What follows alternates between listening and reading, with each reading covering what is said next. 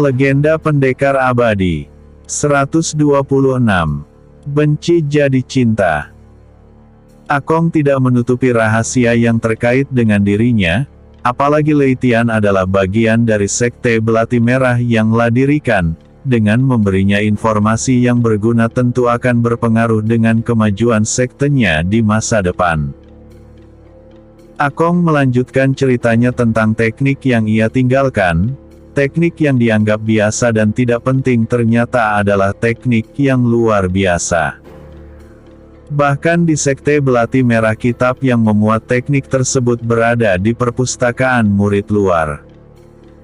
Jika saja Patriark Fang Yuan mengetahui keutamaan teknik tersebut maka bisa jadi ia akan menyimpannya untuk pribadi. Baiklah jika demikian, aku akan memanfaatkan waktu dan kesempatan dengan sebaik mungkin untuk meningkatkan kekuatan, ucap Lei Tian. Baguslah jika kau berpikiran bijak, karena apa yang kau hadapi setelah ini tidak mudah. Aku pun tidak bisa membantumu dalam urusan seperti itu, maka dari itu kau harus tumbuh dan berkembang mengandalkan kemampuanmu, ujar Akong. Merendahlah, biarkan waktu yang membuktikan. Apakah orang-orang masih mengingatmu atau malah mengabaikanmu, tambah Akong menjelaskan.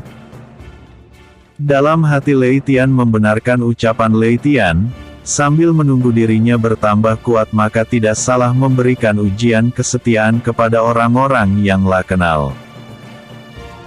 Dengan demikian ia benar-benar bisa merasakan ketulusan seseorang, apalagi terkait wanita yang belum ia tentukan siapa yang pantas untuk ia jadikan tambatan hati. Entah itu Zhao Yuxi atau yang lainnya, ia belum memiliki keyakinan yang kuat mengenal hal itu. Memikirkan momentum yang tepat seperti pada saat ini, ia bisa berlatih dengan tenang. Jika sudah saatnya maka La bisa bangkit dan memberikan kejutan besar. Lagian dengan adanya orang-orang kuat di belakang Jenderal Xiao Mei, maka ia akan sulit bergerak. Lei Tian tidak bisa mengandalkan kakek Akong yang sudah tidak mau terlibat urusan dunia secara langsung. Baiklah kakek, mohon bimbingannya, ucap Lei Tian dengan mantap. Bagus. Bagus sekali jika kau sudah memikirkan hal ini. Setidaknya kau akan memberikan kejutan yang tidak terkira kepada teman-temanku, ucap Akong sambil menganggukkan kepalanya. Lei Tian hanya mengangguk diam, baginya berlatih di tempat ini adalah kesempatan langka. Selain mengandung esensi Qi yang sangat murni, tempat ini juga terdapat sebuah batu dengan kekuatan yang luar biasa. Dengan perpaduan teknik naga petir yang La miliki, maka Lei Tian memiliki 3 kali peluang yang lebih besar untuk berhasil. Siapapun orangnya pasti akan melakukan hal yang sama terhadap pemikiran Lei Tian. Menjadi kuat adalah impian setiap kultivator yang mengarah kepada tingkat keabadian.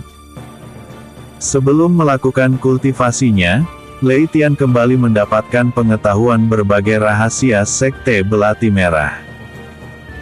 Sebagai seorang ketua di masa depan, tentu segala pengetahuan terkait sekte yang akan dipimpinnya haruslah ketahui secara menyeluruh. Apalagi hal tersebut ia dapatkan langsung dari pendiri sekte, orang yang paling mengetahui seluk-beluk Sekte Belati Merah. Setelah dikira cukup, Lei Tian segera menuju batu persegi tempat ia dirawat sebelumnya. Dengan memfokuskan dirinya, ia mulai memejamkan matanya dan melakukan kultivasi dengan tenang.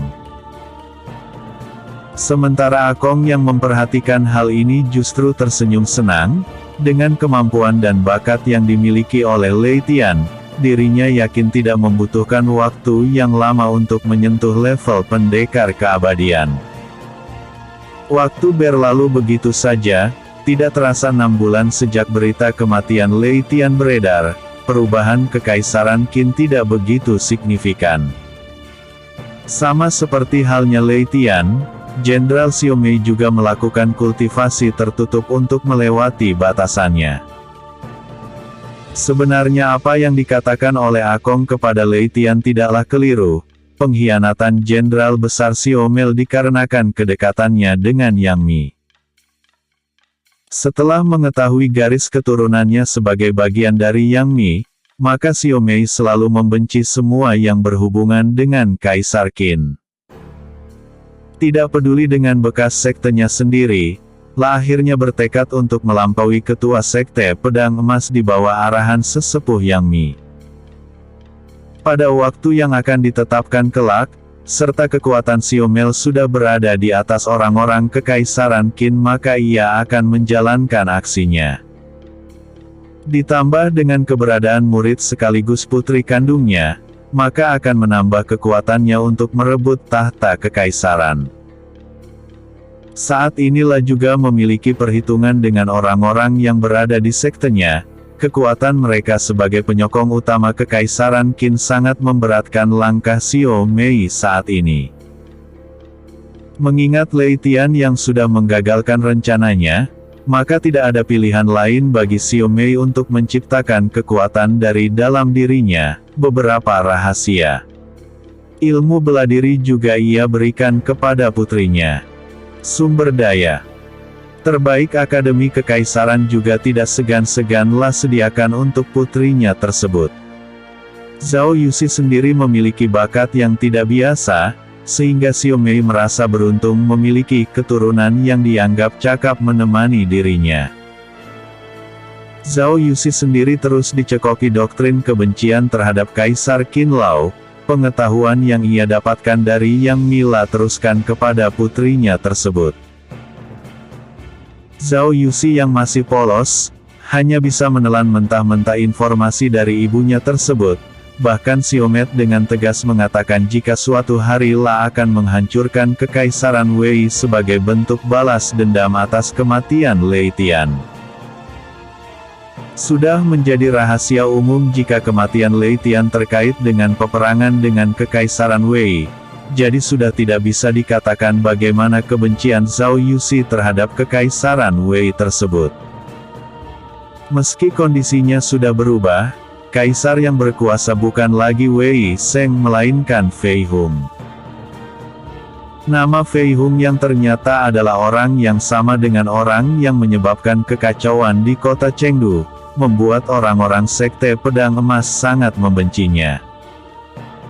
Di Provinsi Jiangxi sendiri, tepatnya di Sekte Belati Merah, nama Lei Tian begitu tabu untuk dibahas. Berdasarkan perintah dari Patriark Fang Yuan, tidak boleh ada yang beranggapan jika Lei Tian sudah meninggal. Meski terdengar konyol namun tidak ada yang berani menolaknya, apalagi Yun Zixin dan San Yuze adalah orang yang paling keras menentang berita kematian Lei Tian. Kak, sudah lama kau mengurung diri. Apakah kau tidak ingin pulang untuk menengok ayah?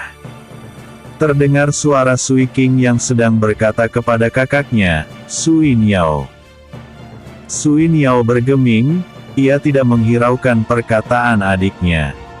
Sejak ia jatuh cinta kepada Lei Tian, dirinya terus terusik dengan perasaan kehilangan yang mendalam.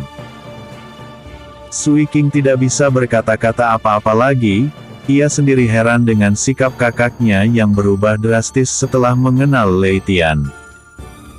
Bahkan kebencian Sui Niao di masa lalu telah berubah menjadi benih cinta yang sangat kuat, meski orang itu sudah tiada. Mungkin benar kata pepatah, jangan membenci orang secara berlebihan karena bisa menimbulkan rasa cinta, gumam Sui Qing di dalam hatinya. 127. Kepercayaan Liu Xuan. Di kota Chengdu, tampak Liu Xuan yang masih terpukul dengan kematian Lei Tian masih memegang teguh janji dari ucapan yang pernah disampaikan oleh Lei Tian. Meski hanya sebatas sahabat, tetapi Liu Xuan menganggap jika janji Lei Tian sebelumnya adalah janji hati yang tidak akan dipungkiri. Kebetulan pada saat ini adalah musim liburan Sekte Pedang Emas, Liu Shuai yang merupakan murid dari sekte tersebut tentu tidak melewatkan kesempatan yang diberikan oleh sektenya untuk berlibur dan berkumpul bersama keluarganya. "Suan, kenapa kau masih menggunakan pita hitam di tanganmu?" tanya Liu Shuai dengan heran. "Aku masih menunggu dirinya untuk kembali, karena aku percaya kepada dirinya," ucap Liu Suan penuh keyakinan. "Sudahlah, kau tidak perlu berharap sesuatu yang tidak mungkin terjadi, bahkan Akademi Kekaisaran saja tidak dapat berbuat apa-apa," ujar Liu Shuai mengingatkan. "Terima kasih atas perhatianmu, namun aku akan tetap bertahan seperti ini," jawab Liu Suan yang bersikeras. "Jika kau begitu keras kepala seperti ini, maka tidak akan ada pria yang akan mendekatimu," ucap Liu Shuai dengan ekspresi serius. Sudah lumrah dan menjadi tradisi masyarakat, jika seorang istri yang menunggu kepulangan suaminya berperang maka ia akan mengikatkan pita hitam di tangan kirinya. Jika itu terjadi, maka wanita yang menjalankan tradisi tersebut akan dijaga kehormatannya dan La sendiri akan dianggap sebagai wanita yang memegang teguh prinsip kesetiaan. Hanya saja hubungan Liu Suan dan Lei Tian cuma sebatas teman, namun ia benar-benar mengagumi pria tersebut hingga ke tulangnya. Sama seperti Sui Niao, pita hitam di lengan kirinya tidak pernah La lepaskan sejak ia mendengar berita duka yang menyelimuti Lei Tian. Bahkan setiap harinya Liu Suan selalu berdoa, jika pria yang dikaguminya tersebut akan kembali datang dan menemaninya keliling kota bersama. Meski terkesan sederhana, tetapi memiliki pengharapan yang sangat tinggi. Liu Suan tidak mempedulikan sikap orang-orang. Sebagai gadis yang tumbuh dewasa ia hanya meyakini dirinya sendiri, hanya seorang pria yang menurutnya pantas ia perjuangkan. "Aku tidak mempedulikan apa yang terjadi, bagiku dengan keyakinanku maka itu sudah cukup membuatku yakin dengan apa yang akan aku lakukan," kata Liu Suan dengan serius. "Dunia ini begitu luas, jangan hanya karena baru mengenal satu pria duniamu sudah runtuh dalam satu hari. Pada akhirnya, aku beruntung tidak menjadi janda sebelum waktunya, sekalipun La hebat tetap saja La tidak memiliki nilai jika sudah meninggal," ucap Liu Shui. "Kau keterlaluan, bagaimana mungkin kau bisa berkata seperti itu dengan orang yang telah berjasa pada sektemu?" ucap Liu Suan dengan jengkel. "Sudahlah, suasana hatiku sedang gembira. Aku tidak mau membahas masalah yang tidak perlu, sebaiknya kita jalan-jalan saja," bujuk Liu Shuai. "Kau berangkat saja sendiri, suasana hatiku sedang tidak enak," tolak Liu Suan. "Ya sudah, jika begitu, aku berangkat duluan," ucap Liu Shuai sambil berlalu pergi. Dasar wanita bodoh, kenapa juga harus memikirkan sesuatu yang sudah tidak penting," gumam Liu Shuai dalam hati. Di klan Lei, setelah perombakan besar-besaran yang dilakukan oleh Lei Tian sebelumnya, kini Lei Jun memimpin untuk sementara klan yang ditinggalkan oleh Lei Tian. Bersama Gong Dun ia menjalankan rencana yang sudah disiapkan oleh Lei Tian sebelum dirinya berangkat ke Akademi Kekaisaran. Dengan dukungan Sekte Pedang Emas dan juga Paviliun Ungu, keberadaan klan Lei kini berkembang sangat pesat, apalagi nama Lei Tian yang sangat fenomenal di awal kemunculannya, membuat orang-orang tetap ingin bekerja sama dengan klan Lei. 128. Perkembangan baru. Selama 6 bulan terakhir berada dalam kultivasi tertutup, Lei Tian mulai merasakan kekuatannya bertambah kuat. Energi alam yang berada di dalam tubuhnya berhasil dimurnikan dengan baik. Pada saat inilah merasakan keinginan untuk menerobos, butiran keringat dingin sudah menetes dari dahi dan punggungnya. Melihat fenomena ini, Akong hanya tersenyum lalu berkata, "Sebaiknya kau menahan diri, kuatkan fondasi tubuhmu agar energi tersebut dapat berguna di saat kau sedang kritis." Lei Tian yang masih memiliki kesadaran dapat mendengar perkataan dari Akong. Bimbingan dari Akong tersebut berusahalah cermati dengan baik. Mengingat peristiwa hampir tewasnya dirinya di tangan Jenderal Xiao Mei telah membuatnya berubah pikiran, tanpa menunggu lama segera mengubah aliran energi tenaga dalamnya. "Atur napasmu, biarkan mengalir dengan tenang. Kendalikan kekuatanmu dan jadikan dirimu sebagai tuan rumah di dalam tubuhmu sendiri." Akong terus memberikan pelajaran kepada Lei Tian. Bimbingannya pada saat ini sangat berharga bagi Lei Tian yang sedang memusatkan tenaga dalam. Dengan segudang pengalamannya, kini Akong mengerahkan perhatiannya untuk Lei Tian. Dengan bakat yang dimiliki oleh Lei Tian seharusnya tidak masalah jika harus menunda terobosan. Dari segi apapun kekuatan Lei Tian sudah di atas kewajaran.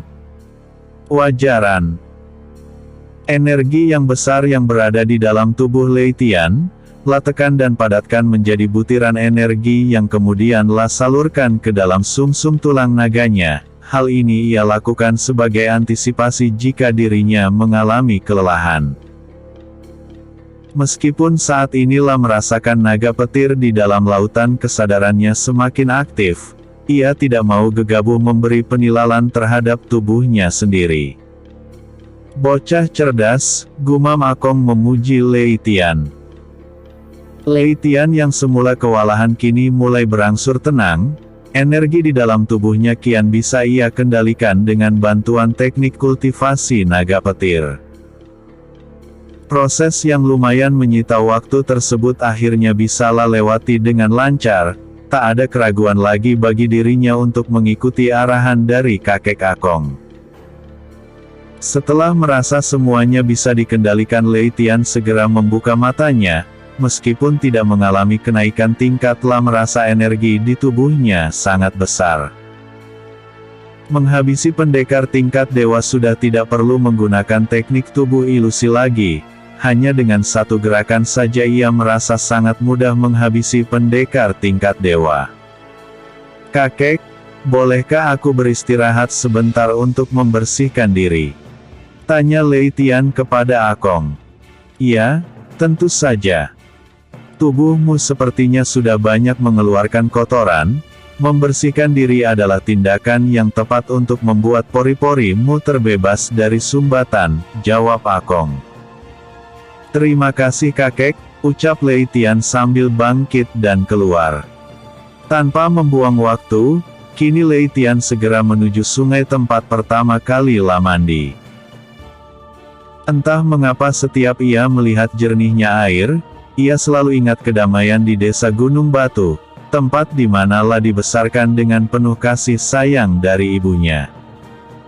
"Ibu, aku sangat merindukanmu," gumam Lei Tian dengan menahan kesedihannya. Dengan usianya yang kini sudah 19 tahun, Lei Tian merasa ingin sekali membereskan masalah-masa lalunya, namun dengan arahan Akong ia harus bisa menahan diri dari unsur dendam, agar proses penerobosannya tidak dipengaruhi oleh iblis hati. Akong tidak ingin Lei Tian menjadi pendekar keabadian seperti Yang Mi dan Qin Sang. Sebelum masuk ke ranah keabadian, mereka sudah berkonflik. Sehingga kekuatan yang mereka dapatkan berikutnya tidak lepas dari perasaan dendam dan saling memusuhi. "Apa kabarnya para sahabatku di sekte?"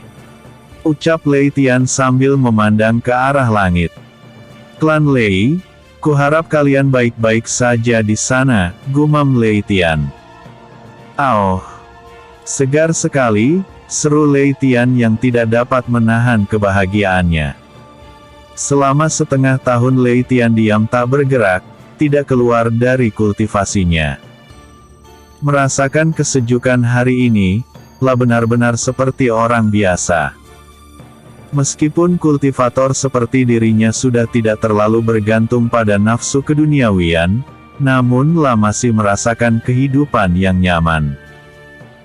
Selama beberapa jam Lei Tian tidak menahan diri, rasa dahaganya ia tumpahkan ke dalam setiap rendaman tubuhnya di dalam sungai. Hingga matahari berada di atas kepala, La baru selesai dan kembali menuju gua tempat kakek Akong berada. Hahaha. Sepertinya kau benar-benar bisa menghargai hidup, ujar kakek Akong setelah Lei Tian tiba. Lei Tian yang sudah terlihat rapi hanya tersenyum ringan, namun di dalam hatinya ia tidak menolak sama sekali perkataan dari kakek Akong. Apa yang dikatakannya adalah suatu kebenaran. Menikmati hidup adalah salah satu bagian yang tidak bisa dilewatkan begitu saja. Percuma saja menjadi kuat jika tidak bisa menikmati hidup, apalagi melewatinya dengan sia-sia. Kakek, sepertinya kekuatan yang kumiliki terasa semakin kuat, energinya juga sangat stabil. Apakah ini berarti aku telah merasakan tingkat yang berbeda? Tanya Lei Tian mencari jawaban yang mengganjal di dalam hatinya. Kau benar, hanya saja kekuatan tersebut sudah terintegrasi sebagai bagian tidak terpisahkan dari dalam dirimu. Tulang naga yang kau miliki sangat luar biasa, biasanya proses ini akan memakan waktu hingga 10 tahun. Tetapi hanya 6 bulan saja kau sudah bisa melewatinya. Prestasi ini bahkan sudah melewati apa yang aku capai di masa lalu, ungkap Akong dengan tatapan penuh kebahagiaan. Tapi aku belum menerobos, ucap Lei Tian. Tidak apa-apa, aku tahu kondisi dirimu, bahkan jika hanya sekedar menerobos kau sudah bisa melakukannya dari tadi, ujar Akong dengan santai. Sebaiknya setelah makan siang kau sudah bisa melanjutkan kultivasimu, tetapi jangan lupa untuk meminum larutan spiritual yang sudah aku siapkan, ucap Akong sambil menyiapkan makanan untuk mengisi nutrisi. Salah satu kelebihan di tempat ini adalah tersedianya tumbuhan langka yang berisi ribuan tahun, bahkan tanaman herbal tersebut menjadi harta tersembunyi kakek Akong. Untuk Lei Tian meningkatkan kekuatannya di masa depan tidaklah sulit. 129. Pemberontakan Xiaomei. Setelah seharian beristirahat dari kultivasi tertutupnya, kini Lei Tian sudah kembali duduk sila memejamkan kedua matanya. Dengan bantuan ramuan herbal langka, tubuh Lei Tian secara tidak langsung mengalami perkembangan yang sangat pesat pada beberapa waktu terakhir. Dengan kombinasi berbagai sumber daya yang sangat berharga tersebut, kondisi Lei Tian dari waktu ke waktu semakin bertambah kuat. Ramuan herbal yang diberikan oleh kakek Akong adalah yang terbaik. Pada masanya La merupakan seorang ahli herbal yang sangat terkenal. Oleh karena itu, tidak heran jika ia adalah pendekar keabadian yang memiliki kekuatan terbesar dibandingkan dengan yang lainnya. Sebenarnya Lei Tian sangat beruntung bisa bertemu dengan kakek sepuh yang bernama Akong. Dengan berada di tempat ini saja sudah membuat Lei Tian berkali-kali menjadi lebih kuat. Bahkan di Akademi Kekaisaran La takkan mendapatkan keberuntungan seperti di tempat ini. Di tengah kesungguhan Lei Tian yang tengah berkultivasi, waktu tidak terasa sudah berjalan 1 tahun lebih. Hingga saat ini ia tidak mengetahui segala perkembangan di dunia luar, La hanya bisa melihat kakek Akong sesekali waktu. Di Istana Kekaisaran Qin tengah terjadi pergolakan peristiwa perebutan kekuasaan yang dilakukan oleh Jenderal Xiaomei. Selama kurun waktu 1 tahun, jenderal wanita tersebut berhasil meningkatkan kekuatannya menjadi pendekar dewa semesta tingkat menengah. Dengan prestasinya, La sudah melebihi kekuatan pendekar dewa di Kekaisaran Qin. Dengan dukungan Akademi Kekaisaran, Xiaomei akhirnya menjalankan rencana menggulingkan kekuasaan Kaisar Qin yang sudah berkuasa selama turun-temurun. Selama beberapa waktu, Xiao Mei bergerak cukup efektif dengan mengancam serta mempengaruhi para pejabat istana kekaisaran untuk memihak kepadanya. Dengan bantuan orang-orang dari Akademi Kekaisaran, aksinya juga bisa dikatakan berjalan dengan mulus. Pada hari yang sudah ditetapkan, maka Xiao Mei segera melakukan konsolidasi selama seharian untuk mempersiapkan pelumpuhan istana kekaisaran. Pada suatu sore, Kaisar Qinlou menerima laporan tentang rencana pemberontakan Xiao Mei yang akan dilakukan pada malam hari. Pengawal kepercayaannya tersebut memberikan informasi yang sangat akurat dan secara detail. Yang Mulia, malam ini orang-orang dari Akademi Kekaisaran di bawah pengaruh Jenderal Xiao Mei akan bergerak menyelinap ke istana. Mereka bersama yang lainnya telah menyiapkan segala sesuatunya dengan matang. Chen Kun berkata dengan nada serius. Ia adalah pengawal pribadi Kaisar Qinlou. Apa? Berani sekali mereka mengacau ketenangan istana, Qinlou berkata dengan nada penuh emosi. Segera beritahu para jenderal lainnya untuk berkumpul di istana sesegera mungkin. Kaisar Qinlou memerintahkan kepada Chen Kun untuk memberitahu 3 jenderal utama lainnya, 2 diantaranya adalah berlatar belakang Sekte Pedang Emas. Mohon maaf Yang Mulia, 3 orang jenderal besar sudah berkhianat, sementara 1 orang lainnya kini tidak diketahui keberadaannya.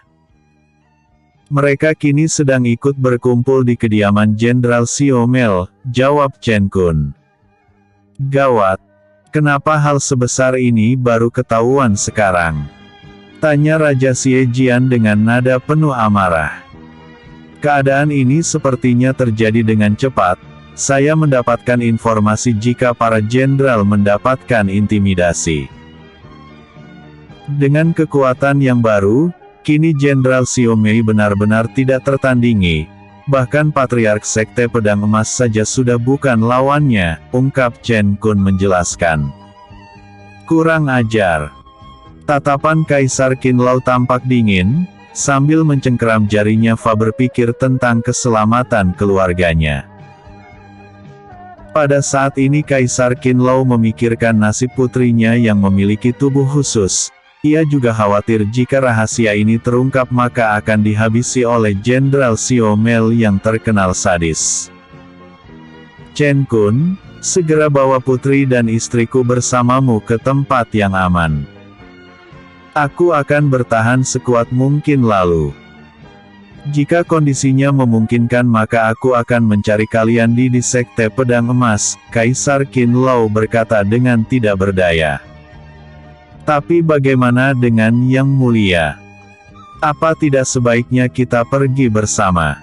Tanya Chen Kun dengan cemas. Kau tidak usah mempedulikan keselamatan diriku, kau hanya bertanggung jawab atas keselamatan anak dan istriku saja.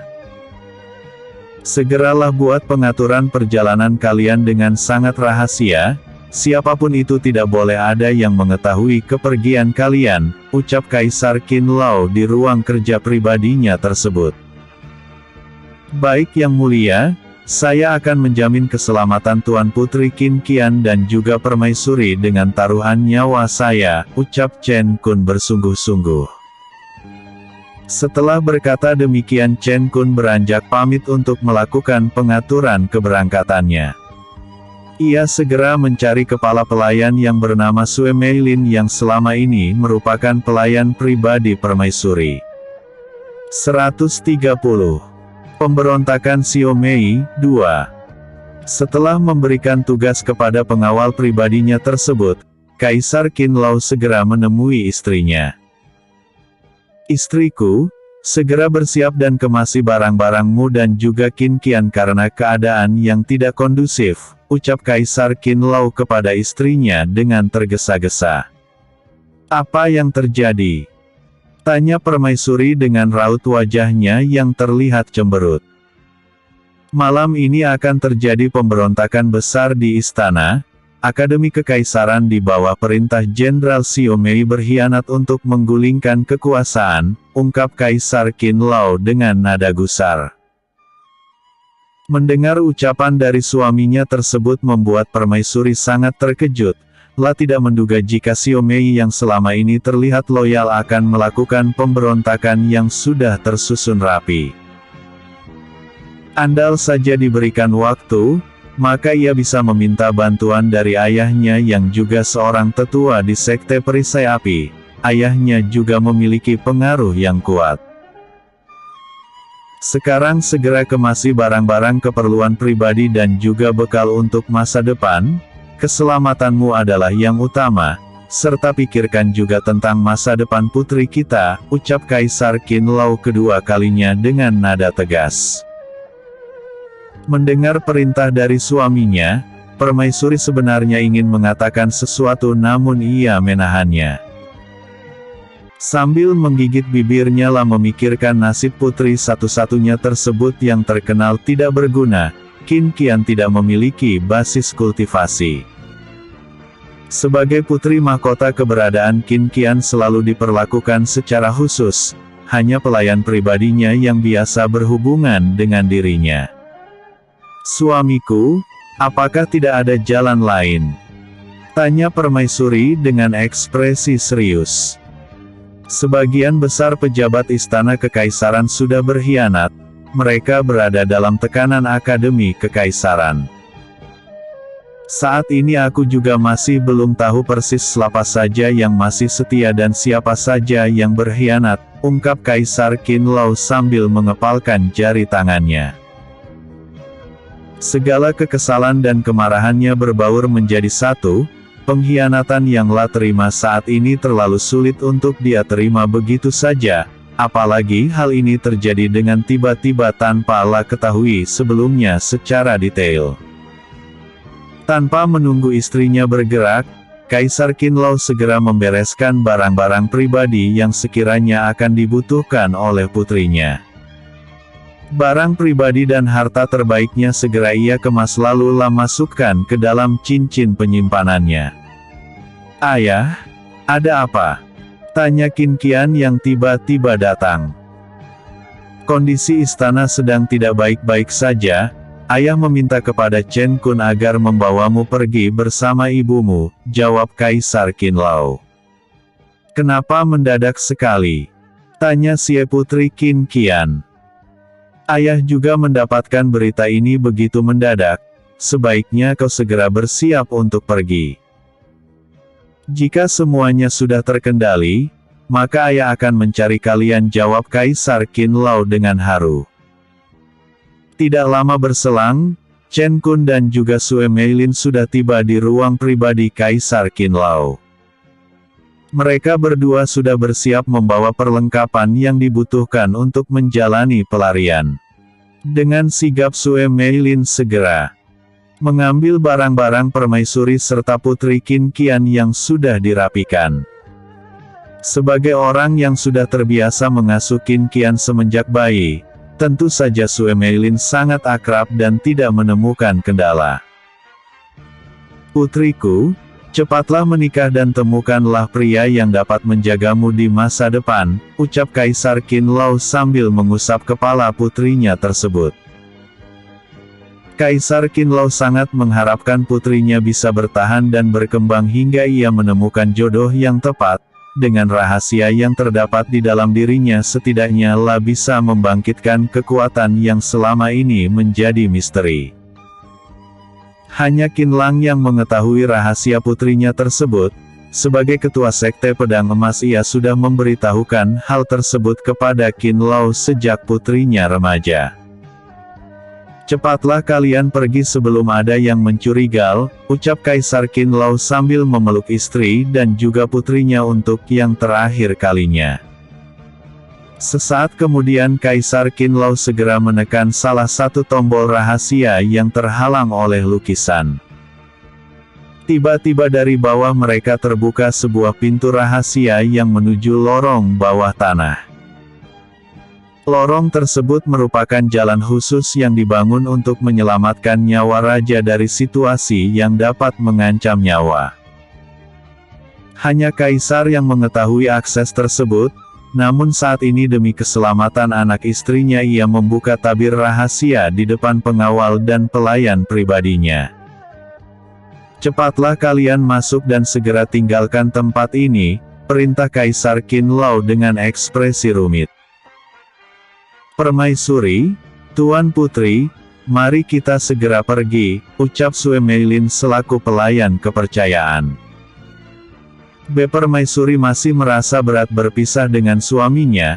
Dengan berlinang air mata akhirnya ia terpaksa menuruti kemauan suaminya tersebut.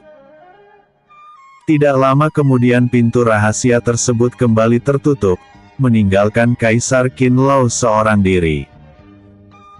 Setelah memastikan keselamatan istri dan anaknya, Kaisar Qin Lao memanggil beberapa penjaga lainnya untuk bersiap. Sebagai seorang kaisar ia juga masih memiliki pasukan penjaga yang masih loyal kepadanya. Namun hal yang tidak disadari oleh Kaisar Qin Lao adalah pengkhianatan sesungguhnya yang datang dari orang kepercayaannya, Chen Kun. Tanpa pernah disadari oleh Kaisar, pengawal pribadinya tersebut adalah orang yang berasal dari Akademi Kekaisaran yang diutus oleh Jenderal Xiao Mei secara rahasia. Chen Kun juga yang telah mengatur rencana pemberontakan malam hari ini bersama Jenderal Xiao Mei. "Akhirnya aku menemukan akses rahasia Istana Qin," gumam Chen Kun di dalam hatinya dengan perasaan gembira. Hanya saja Chen Kun masih berpura-pura menjalankan perannya, ia menunda aksinya karena ingin mengetahui kemana ujung lorong ini membawa mereka keluar.